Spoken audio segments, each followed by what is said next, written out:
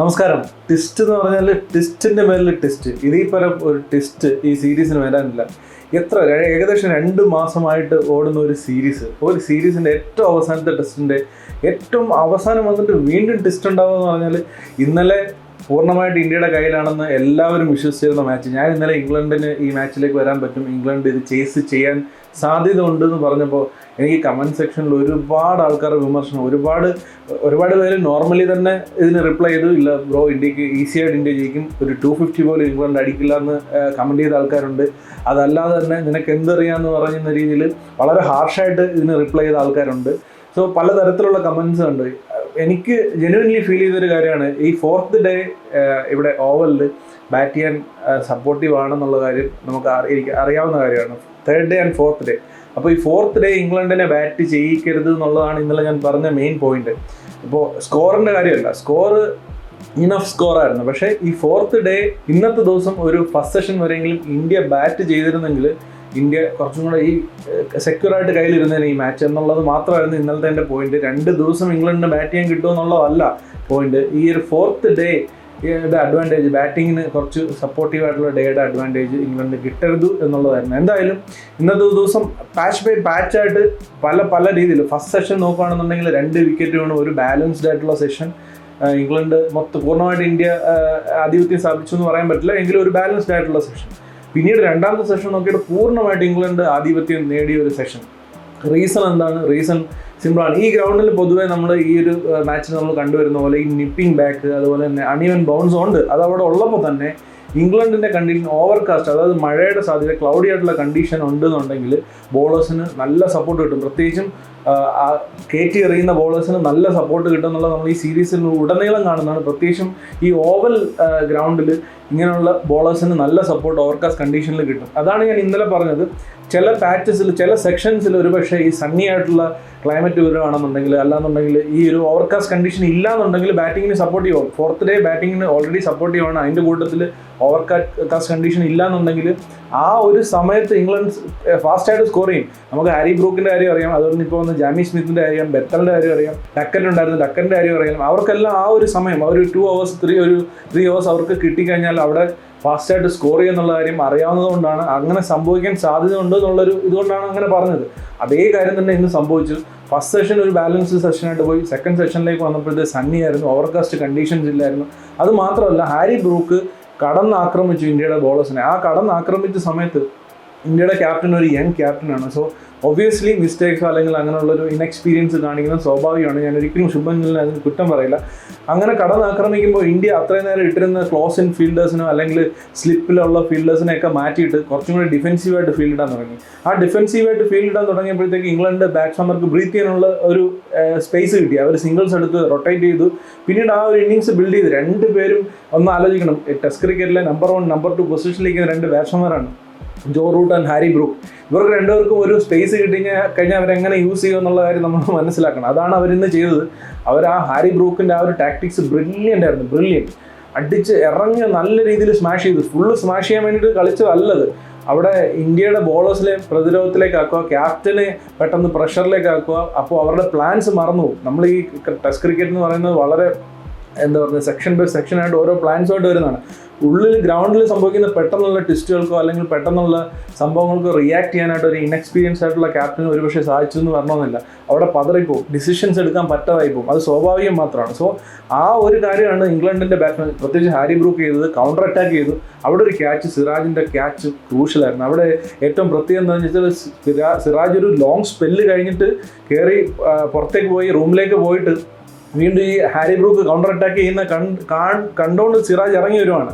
തിരിച്ച് ഗ്രൗണ്ടിലേക്ക് ഇറങ്ങി വന്നിട്ട് ഫീൽഡിലേക്ക് വന്ന് നിന്നതേ ഉള്ളൂ. ആ നിന്ന സമയത്താണ് ഈ ക്യാച്ച് വരുന്നത്. ഫീൽഡിൻ്റെ ഒരു പൊസിഷൻ, സിറാജ് എവിടെ നിൽക്കുന്നത് അല്ലെങ്കിൽ താൻ എവിടെ നിൽക്കുന്നത് എന്നുള്ളൊരു ടോട്ടലി ഉള്ളൊരു ഇൻ കൺട്രോൾ അല്ലാത്തൊരു സമയത്തായിരുന്നു ഞാനത് മനസ്സിലാക്കുന്നത്. സിറാജ് അവിടെ വന്ന് നിന്നതേ ഉള്ളൂ, തൊട്ടടുത്ത ബോൾ ഈ ക്യാച്ച് വരുവാണ്. അപ്പോൾ കറക്റ്റ് പൊസിഷൻ, ആ ലൈനുമായിട്ട് എത്ര ദൂരമുണ്ട്, എത്ര അടുത്താണ് ലൈനുമായിട്ടെന്ന് സിറാജിന് ഉള്ള കാൽക്കുലേഷൻ നഷ്ടപ്പെട്ടു. അത് സിറാജ് ക്യാച്ച് ഡ്രോപ്പ് ചെയ്തല്ല, ബ്യൂട്ടിഫുള്ളായിട്ട് ആ ക്യാച്ച് എടുത്തു. പക്ഷേ ഇന്ത്യയുടെ നിർഭാഗ്യവശാൽ ആ ക്യാച്ച് അവിടെ ബൗണ്ടറി ലൈനിൽ സിറാജ് കാല് വെക്കുകയും അത് 6 ആയിട്ട് മാറുകയും ചെയ്തു. അത് വളരെ യാദൃശ്യമായിട്ട് സംഭവിച്ചു. എന്തൊക്കെ അതാണ് ഈ ട്വിസ്റ്റിൻ്റെ കാര്യം പറയുന്നത്. സിറാജ് അവിടെ ഒരു ലോങ് സ്പെല്ല് 8 ഓവർ എന്ന് എറിഞ്ഞിട്ട് ഒരു സ്പെല്ല് കഴിഞ്ഞ് റൂമിലേക്ക് കയറി പോകുന്നു, പിന്നെ തിരിച്ചിറങ്ങി വരുന്നു, അപ്പം തന്നെ ഒരു ക്യാച്ച് സിറാജിൻ്റെ കയ്യിലേക്ക് വരുന്നു. അത് പോകുന്നു എന്ന് പറയുന്നത് ഇന്ത്യയെ സംബന്ധിച്ച് വളരെ നിർഭാഗ്യകരം. അവിടുന്ന് അങ്ങോട്ട് ഹാരി ബ്രൂക്ക് പ്രഷറിലേക്ക് പോയില്ല. ഹാരി ബ്രൂക്ക് വീണ്ടും ആക്രമിച്ചുകൊണ്ടിരുന്നു എന്നുള്ളതാണ് ഹാരി ബ്രൂക്കിൻ്റെ ഇന്നിങ്സിൻ്റെ ഏറ്റവും വലിയ പ്രത്യേകത. ബ്യൂട്ടിഫുൾ ഇന്നിങ്സ്, അഗ്രസീവായിട്ട് ഇന്ത്യയുടെ പ്ലാൻസിനെ എല്ലാം തച്ച് തകർത്തുന്നുള്ള ഇന്നിങ്സ്. അതിൻ്റെ കൂട്ടത്തിൽ ഒരു സൈഡിൽ നിന്ന് ജോ റൂട്ട് അങ്ങനെ റൂട്ട് അടിച്ച പോലെ ഇങ്ങനെ വേരുറപ്പിച്ച് നിന്നപ്പോഴത്തേക്ക് ആ ഒരു സെഷൻ ഇംഗ്ലണ്ട് 10 out of 10 കൊണ്ടുപോയി. രണ്ടാമത്തെ സെഷൻ ഇംഗ്ലണ്ട് മൊത്തത്തിൽ കൊണ്ടുപോയി. അവിടെയാണ് ഇന്ത്യയുടെ കയ്യിൽ നിന്ന് കളി പോയത്. അതാണ് ഞാൻ ഇന്നലെ പേടിച്ചിരുന്നു. രണ്ടുപേരും ബ്യൂട്ടിഫുള്ളായിട്ട് ബാറ്റ് ചെയ്തു, അങ്ങോട്ടും ഇങ്ങോട്ടും കോംപ്ലിമെൻറ്റ് ചെയ്യുന്ന രീതിയിൽ ബാറ്റ് ചെയ്തു. ഒരാൾ അഗ്രസീവായിട്ടുള്ള ക്രിക്കറ്റ് കളിച്ചു, മറ്റൊരാൾ വളരെ സോളിഡ് ആയിട്ടുള്ള ഡിഫൻസും വളരെ ടാക്റ്റിക്കലായിട്ടുള്ള ക്രിക്കറ്റ് കളിച്ചു. രണ്ടുപേരും തമ്മിലുള്ള കമ്മ്യൂണിക്കേഷൻ സൂപ്പറായിരുന്നു. ഇന്ത്യൻ ബോളേഴ്സിനും ഇന്ത്യൻ ക്യാപ്റ്റനും അവിടെ ഒന്നും ഉത്തരമില്ലാതായി പോകുന്ന ഒരു സീനാണ് സെക്കൻഡ് സെക്ഷനിൽ നമ്മൾ കണ്ടത്. അതിന് അവരെ പൂർണ്ണമായിട്ട് കുറ്റം പറയാൻ പറ്റത്തില്ല. ഓരോ ചെറിയ സെഷൻസ് ഉണ്ട്. സെഷൻസിൻ്റെ എൻഡിൽ ചില ഇൻസിഡൻസ് ഉണ്ട് ടെസ്റ്റ് ക്രിക്കറ്റിൽ പ്രഷർ ബിൽഡ് ചെയ്യാൻ പറ്റുന്നത്. നല്ല എക്സ്പീരിയൻസ്ഡ് ആയിട്ടുള്ള ക്യാപ്റ്റന്മാരാണെന്നുണ്ടെങ്കിൽ അങ്ങനെയുള്ള ചെറിയ അപ്പോഴാണ് ഇങ്ങനെ ഈ സെഷൻ എൻഡ് ചെയ്യാൻ പോകുന്ന സമയത്ത്, അല്ലെങ്കിൽ അടുത്തൊരു സെഷൻ തുടങ്ങുന്ന സമയത്ത്, അങ്ങനെ അല്ലെങ്കിൽ ഒരു ഇൻട്രപ്ഷൻ വരുന്ന സമയത്ത്, ഒരു ചെറിയൊരു എറിയുണ്ട്, ഒരു ഇഞ്ചർ വരുന്ന സമയത്ത് വീണ്ടും ആ ഒരു ട്രാക്കിലേക്ക് വരാൻ ബാറ്റ്സ്മാൻ എടുക്കുന്ന ഒരു ചെറിയ ടൈമിനെ യൂസ് ചെയ്യുന്ന ക്യാപ്റ്റന്മാരുണ്ട്. പക്ഷേ ഇന്ത്യക്ക് ആ ഒരു സെക്കൻഡ് സെഷനിൽ ഇതൊന്നും ചെയ്യാൻ പറ്റില്ല. ടോട്ടലി ബ്ലാങ്ക് ആയിപ്പോയി. അവർ കളി എടുത്തുകൊണ്ടങ്ങ് പോയി ഇംഗ്ലണ്ട്. അതാണ് ഇന്ന് സംഭവിച്ചത്. അതിനുശേഷം ഈ ഒരു തേർഡ് സെഷനിലേക്ക് വന്നിട്ട്, ഈ ചായയ്ക്ക് ശേഷമുള്ള സെഷനിലേക്ക് വന്നപ്പോഴത്തേക്ക് ഓവർകാസ്റ്റ് കണ്ടീഷൻസ് വരാൻ തുടങ്ങി, ക്ലൗഡ് വരാൻ തുടങ്ങി, ക്ലൈമറ്റ് മാറി. ഇന്ത്യക്ക് അനുകൂലമായിട്ട് ക്ലൈമറ്റ് വന്നപ്പോഴത്തേക്ക് കെ ടി ബോളേഴ്സ് ബ്യൂട്ടിഫുള്ളായിട്ട് ഇന്ത്യയുടെ ബോളേഴ്സ് സിറാജ് ആയാലും ശരി, അതുപോലെ തന്നെ പ്രസിദ്ധ് കൃഷ്ണ ആയാലും ശരി, സൂപ്പർബായിട്ട് ബോൾ ചെയ്തു. അവിടെ ഇംഗ്ലണ്ട് പതറിപ്പോയി. പ്രത്യേകിച്ചും ആ ഒരു വിക്കറ്റ് ബ്രൂക്കിൻ്റെ വിക്കറ്റിൻ്റെ കാര്യം പറഞ്ഞല്ലോ. ബ്രൂക്ക് കളഞ്ഞാണ്. ബ്രൂക്ക് അങ്ങനെ, ഇപ്പോൾ ഋഷഭ് പന്തിൻ്റെ കാര്യം പറഞ്ഞാലും ബ്രൂക്ക് അങ്ങനെയാണ് കളിക്കുന്നത്. അപ്പോൾ ബ്രൂക്ക് അങ്ങനെ ഷോട്ട് കളിക്കാൻ പാടില്ല എന്ന് പറയുന്നതിൽ യാതൊരു അർത്ഥമില്ല. കാരണം അങ്ങനെ തന്നെ കളിച്ചിട്ടാണ് ഇത്ര റൺ അടിച്ചത്. സോ അത് ക്വയറ്റ് നാച്ചുറലാണ്. അത് കഴിഞ്ഞിട്ട് വന്ന ബെത്തൽ ഒരു രീതിയിലും ഗെയിമിൽ ഇല്ലായിരുന്നു എന്നുള്ളത് ഇംഗ്ലണ്ടിനെ സംബന്ധിച്ച് വലിയൊരു പരാജയമായിരുന്നു. ബെത്തൽ വന്നിട്ട് ചില ബോളുകൾ അടിക്കാൻ ശ്രമിച്ചു, ചില ബോളുകൾ ഓവറായിട്ട് ഡിഫെൻസീവായിട്ട് കളിക്കാൻ ശ്രമിച്ചു. ആ ഒരു സിറ്റുവേഷൻ അനുസരിച്ച് വന്ന് ജോ റൂട്ടിന് പറ്റിയൊരു കമ്പാനിയൻ ആവാനായിട്ട് ബെത്തലിന് പറ്റിയില്ല എന്നുള്ളത് വലിയ പരാജയമായിപ്പോയി. അവിടെ ഈ ഒരു ഓവർകാസ്റ്റ് കണ്ടീഷനും കൂടെ വന്നപ്പോഴത്തേക്ക് ഇന്ത്യൻ ബോളേഴ്സ് അതിനെ മുതലെടുക്കുകയും കൃത്യതയോടെ എറിയാൻ കൂടെ ചെയ്തപ്പോഴത്തേക്കാണ് വീണ്ടും ഒരു ടെസ്റ്റ് സംഭവിക്കുന്നത്. ഇന്ത്യ കളിയിലേക്ക് തിരിച്ചു വരുന്നത് ബെത്തലിൻ്റെ ആ സപ്പോർട്ട് ചെയ്ത് അടിക്കേണ്ട പ്രഷർ കൂടി വരുമ്പോൾ ബോൾ റണ്ണടിക്കാതെ വരുമ്പോഴത്തേക്ക് ചെയ്യുന്ന ഓരോ കാര്യങ്ങളാണ്. ആ സപ്പോർട്ട് ചെയ്ത് അടിക്കേണ്ട ഒരു കാര്യമില്ല. റൂട്ടിൽ കൂടുതൽ സ്ട്രൈക്ക് കൊടുക്കുക, റൊട്ടേറ്റ് ചെയ്യുക എന്നുള്ള കാര്യങ്ങൾ ചെയ്താൽ മതി. പ്രഷർലെസ് ആയിട്ട് നിന്നത്. പക്ഷേ അത് ബെത്തൽ ഔട്ടായി. അവിടുന്ന് അത് കഴിഞ്ഞ് വന്ന ജെയിമി സ്മിത്തും അതുപോലെ തന്നെ പ്രഷറിലാണ് ബാറ്റ് ചെയ്യുന്നത്. ഔട്ട്സൈഡ് ഓഫ് സ്റ്റമ്പിൽ പോകുന്ന ബോളിൽ ബാറ്റ് വെക്കുന്നു. ഒരു കാര്യമില്ല, ലീവ് ചെയ്യേണ്ട ബോളിനകത്തൊക്കെ കൊണ്ട് എത്തി ബാറ്റ് വെക്കാണ്. പ്രഷർ ഇങ്ങനെ ബിൽഡ് ചെയ്ത് വരുമ്പോഴത്തേക്ക് ബാറ്റ്സ്മാൻമാർ ചെയ്തു പോകുന്ന കാര്യങ്ങളാണ്. ലോകോത്തര ബാറ്റ്സ്മാൻമാരാണെന്ന് ഓർക്കണം. ഇത്ര എക്സ്പീരിയൻസ് ഉള്ള ബാറ്റ്സ്മാൻമാർ, ജോ റൂട്ടൊക്കെ എത്ര എക്സ്പീരിയൻസ് ഉള്ളതാണ്. പക്ഷേ എന്താണ് പ്രഷർ എന്ന് പറഞ്ഞൊരു സംഭവം ടെസ്റ്റ് ക്രിക്കറ്റിൽ ഒരു ബാറ്റ്സ്മാനോട് ചെയ്യുന്നത് എന്നുള്ളതിൻ്റെ ഉത്തമ ഉദാഹരണമാണ്. ഇത്രയും കയ്യിലിരുന്ന ഒരു മാച്ച് ഇനി 45-46 റണ്ണ് മതിയായിരുന്നു ആ സമയത്ത്. ഈ വിക്കറ്റുകൾ പോയി തുടങ്ങുന്ന സമയത്ത് അത്ര അടുത്തെത്തിയ സമയത്ത് പ്രഷർ ബിൽഡ് ചെയ്യാനായിട്ട് സാഹചര്യം അനുകൂലമായപ്പോഴത്തേക്ക്, ക്ലൈമറ്റ് അനുകൂലമായപ്പോഴേക്ക് ഇന്ത്യക്ക് പറ്റിയപ്പോഴത്തേക്ക് ഇംഗ്ലണ്ട് ബാറ്റ്സ്മാർ പതറിപ്പോയി. അവിടെ ജെയിമി സ്മിത്തും കൂടെ റണ്ണടിക്കാൻ പറ്റാതെ സ്ട്രഗിൾ ചെയ്തപ്പോഴത്തേക്ക് ടാർഗറ്റ് തൊട്ടടുത്തെത്തി എത്താൻ പറ്റുമോ അങ്ങനെയുള്ളൊരു പ്രഷർ ജോ റൂട്ടിലേക്ക് ആ പ്രഷർ ട്രാൻസ്ഫർ ആയി. അങ്ങനെയാണ് ജോ റൂട്ടിൻ്റെ വിക്കറ്റ് വീഴുന്നത്. അവിടെ ജോ റൂട്ടും പതറിപ്പോകുന്നത് നമ്മൾ കണ്ടു. അങ്ങനെ മനോഹരമായിട്ടുള്ളൊരു ബോളിൽ ജോ റൂട്ടിൻ്റെ വിക്കറ്റും എടുക്കാനായിട്ട് സാധിച്ചു ഇന്ത്യക്ക്. അതോടുകൂടി പ്രഷർ അവിടെ നല്ല രീതിയിൽ ബിൽഡായി. ആ ഒരു ബിൽഡാവുന്ന സമയത്ത് ആ കളി അവിടെ തുടർന്നിരുന്നുണ്ടെങ്കിൽ ഇന്ത്യക്ക് അവിടെ നിന്ന് വീണ്ടും 1-2 വിക്കറ്റുകൾ ഒരു പക്ഷേ എടുക്കാനായിട്ട് സാധിച്ചത്. അവിടെ വീണ്ടും ട്വിസ്റ്റ് സംഭവിച്ചാണ് ഈ മഴ വരുന്നത്. ഒരുപക്ഷെ ഇന്ത്യയുടെ ഈ കമൻറ്റേറ്റേഴ്സോ അല്ലെങ്കിൽ ഇത് ഡിസ്കസ് ചെയ്യുന്ന ആൾക്കാരെല്ലാം പറയുന്നത് ഇന്ത്യക്ക് ഇത് നല്ലതാണെന്നാണ് പറയുന്നത്. അതായത് ബോളേഴ്സിന് റെസ്റ്റ് എടുക്കാൻ പറ്റും. ഇന്നിപ്പോൾ കളി നിർത്തി നാളെ ഒരു ദിവസം റെസ്റ്റൊക്കെ എടുത്തിട്ട് നാളെ ബോളേഴ്സ് റെസ്റ്റൊക്കെ എടുത്ത് എനർജറ്റിക് ആയിട്ട് വന്ന് ഇംഗ്ലണ്ട് എറിഞ്ഞിടാന്നുള്ളതാണ്. നോ, ഇംഗ്ലണ്ടിനാണ് ഇത് അഡ്വാൻറ്റേജ് നാളത്തെ കളി മാറ്റിയത്. കാരണം ആ പ്രഷർ റിലീസായി. ഒരു ദിവസം മൊത്തം അവർക്ക് റിലാക്സ് ചെയ്യാനുള്ള ടൈമുണ്ട്, അവർക്ക് ഡിസ്കസ് ചെയ്യാനുള്ള ടൈമുണ്ട്. പ്ലാൻസ് കോച്ചസിനും അവരുടെ സ്റ്റാഫിനും ബാറ്റ്സ്മാൻമാരെ പറഞ്ഞ് അവരുടെ തലയ്ക്കകത്ത് കയറ്റാനുള്ള സമയമുണ്ട്. ഒരുപാട് സമയമുണ്ട്. ഇന്ത്യക്കും ഇതേ സമയം തന്നെ ഇന്ത്യക്കും ഉണ്ട്. പക്ഷേ ഇന്ത്യയുടെ മുമ്പിൽ 35 റണ്ണേ ഉള്ളൂ. 35 റൺ എടുത്താൽ മതി ഇംഗ്ലണ്ട്. ഈ 35 റൺ എടുക്കാനായിട്ട് ഇന്ത്യക്ക് എന്തുമാത്രം എനർജി വേണം ഈ ബോളേഴ്സിനൊന്ന് ആലോചിക്കുക. എത്ര എനർജറ്റിക് ആയിട്ട് എത്ര ഉറങ്ങി ഇതായിട്ട് വന്നാലും 35 റണ്ണ് മതി ഇംഗ്ലണ്ടിന്. പ്രഷറായിരുന്നു അവിടെ ഏറ്റവും വലിയ ആയുധം ഇന്ത്യയുടെ മുമ്പിൽ. ആ പ്രഷറാണ് ഇന്ത്യക്ക് ഈ മഴ പെയ്തോട് നഷ്ടപ്പെട്ടത്. ഇന്ന് തന്നെ കളി തുടങ്ങിയിരുന്നെങ്കിൽ പോലും ഇന്ത്യക്ക് അവിടെ നല്ലൊരു അഡ്വാൻറ്റേജ് കിട്ടിയേനെ. ഭയങ്കര നിർഭാഗ്യം എന്ന് പറഞ്ഞാൽ മതിയല്ലോ. ഇന്ത്യയുടെ കാര്യത്തിലൊന്നും ഭയങ്കര നിർഭാഗ്യം, പ്രത്യേകിച്ച് ആ ക്യാച്ചിൻ്റെ കാര്യത്തിൽ ഞാൻ സിറാജിനെ ഒരിക്കലും കുറ്റം പറയില്ല. സംഭവിച്ചു പോയതാണ് അത്. അതുപോലെ തന്നെ ഈ ഒരു അവസാന നിമിഷത്തിൽ വന്നിട്ട് ഈ ഒരു മഴ പെയ്തതും ഇന്നത്തെ കളി ഉപേക്ഷിക്കപ്പെട്ടതും ഇന്ത്യയെ സംബന്ധിച്ച് വലിയ നഷ്ടമാണ്. എല്ലാവരും പറയുന്നത് ഇന്ത്യക്ക് നല്ലതാണെന്നാണ്. ഞാൻ ഉറപ്പിച്ച് പറയാം, ഇന്ത്യയെ സംബന്ധിച്ച് വലിയ നഷ്ടം തന്നെയാണത്. ഈ ഒരു പ്രഷർ ബിൽഡ് ചെയ്തിരുന്ന ആ ഒരു സിറ്റുവേഷൻ ഇന്ത്യക്ക് മുതലാക്കാനായിട്ട് ഇന്ത്യക്ക് പറ്റാതിരുന്നത് വലിയ നഷ്ടം തന്നെയാണ്. നാളെ കുറച്ചും കൂടെ, ഇപ്പോഴും ഞാൻ പറയുന്നത് ഇംഗ്ലണ്ട് തന്നെയാണ് ഇപ്പോൾ ഹെഡ്. ഇത് ഇങ്ങനെ സംഭവിച്ചില്ലായിരുന്നുണ്ടെങ്കിൽ ഈ അവസാന നിമിഷം എന്ത് സംഭവിക്കായിരുന്നു? അവസാന സെഷനിൽ ഒരു അരമണിക്കൂർ കളി നടത്തിയിരുന്നെങ്കിൽ, അല്ലെങ്കിൽ 3/4 മണിക്കൂർ കളി നടത്തിയിരുന്നുണ്ടെങ്കിൽ തീർച്ചയായിട്ടും എന്തെങ്കിലും സംഭവിക്കാം. പെട്ടെന്ന് 2 വിക്കറ്റും കൂടെ പോയി കഴിഞ്ഞാൽ തീർന്നു, ഇംഗ്ലണ്ട് പ്രഷറിലായി. അവിടെ ഇന്ത്യയുടെ കയ്യിലേക്ക് കളി വരാൻ വരെ ചാൻസ് ഉണ്ടായിരുന്നു. വലിയ ടെസ്റ്റ് സംഭവിച്ചു. പക്ഷേ ഇതെല്ലാം മിസ്സായി. നാളത്തേക്ക് കളി മാറ്റി വെച്ചു. ഇനി നാളെ ഇന്ത്യയുടെ ബോളേഴ്സിന് വന്നിട്ട് ഇതേപോലെ ഫസ്റ്റ് സെഷനിൽ തുടങ്ങുന്ന സമയത്ത് പ്രഷർ ബിൽഡ് ചെയ്യാൻ വേറൊരു കാര്യമുണ്ട്. രാവിലെ ആകുമ്പോൾ ഇത് ഹെവി റോൾ ചെയ്യും. പിച്ചിൻ്റെ ഈ ഒരു അൺഇവൻ ബൗൺസ് എല്ലാം കുറച്ച് നേരത്തേക്ക് മാറും. അപ്പോഴത്തേക്ക് ഇംഗ്ലണ്ട് വീണ്ടും അഡ്വാൻറ്റേജ് ആണ്.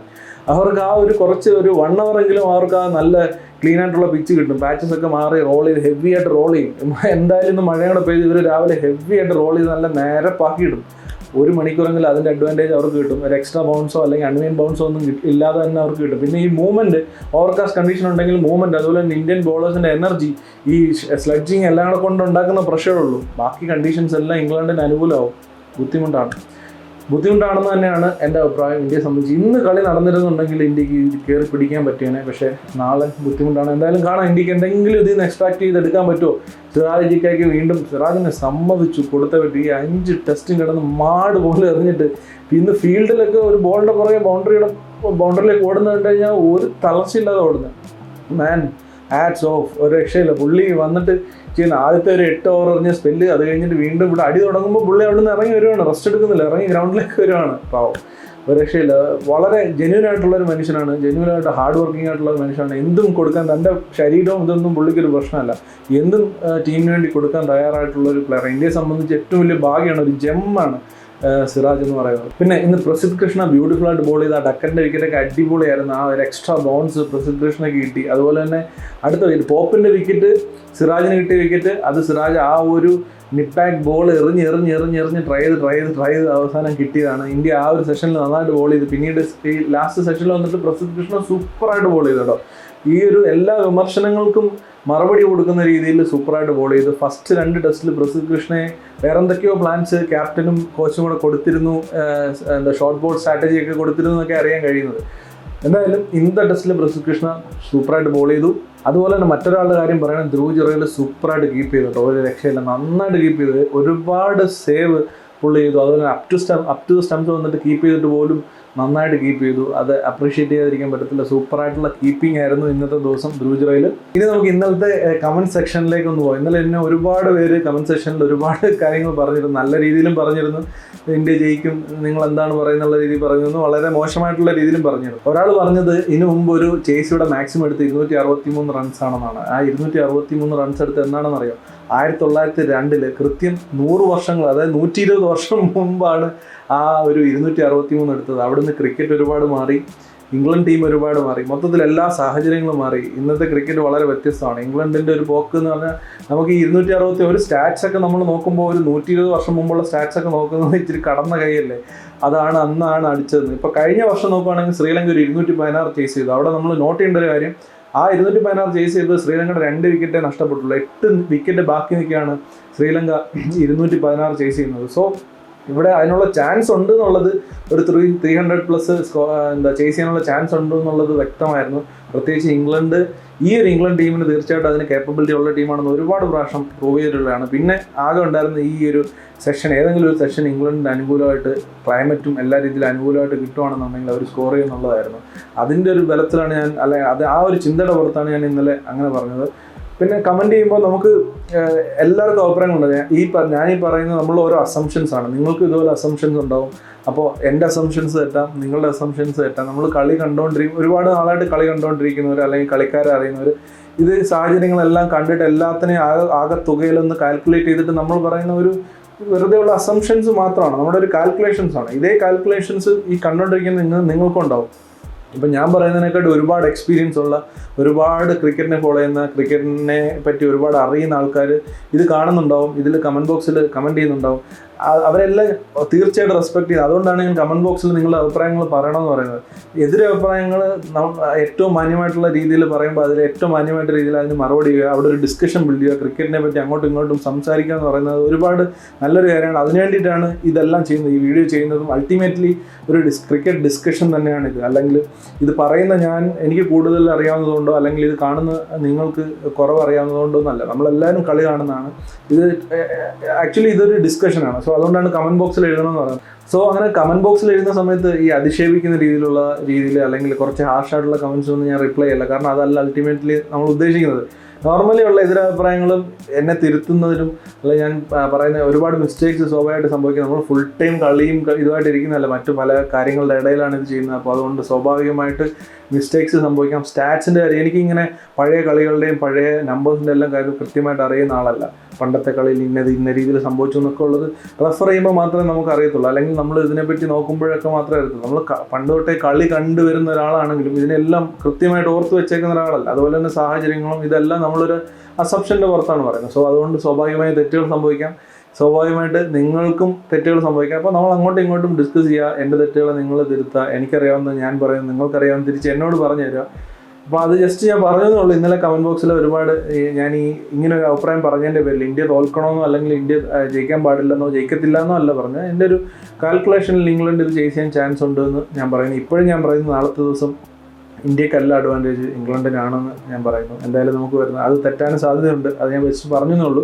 തീർച്ചയായിട്ടും ഇതിനെപ്പറ്റി എല്ലാം നിങ്ങളുടെ അഭിപ്രായങ്ങൾ നിങ്ങൾ കമൻറ്റ് ബോക്സിൽ പങ്കുവെക്കുക. നമുക്ക് ഡിസ്കസ് ചെയ്യാം. അങ്ങോട്ടും ഇങ്ങോട്ടും അഭിപ്രായങ്ങൾ ഹെൽത്തി ആയിട്ടുള്ള രീതിയിൽ പറയാം. അപ്പോൾ മറ്റൊരു ക്രിക്കറ്റ് റിലേറ്റഡ് ആയിട്ടുള്ള വീഡിയോയിലല്ല എന്നുണ്ടെങ്കിൽ നാളെ ഈ ഒരു മാച്ചിൻ്റെ ഫൈനൽ റിവ്യൂ ആയിട്ട് കാണുന്നതിന് വരെ ബൈ.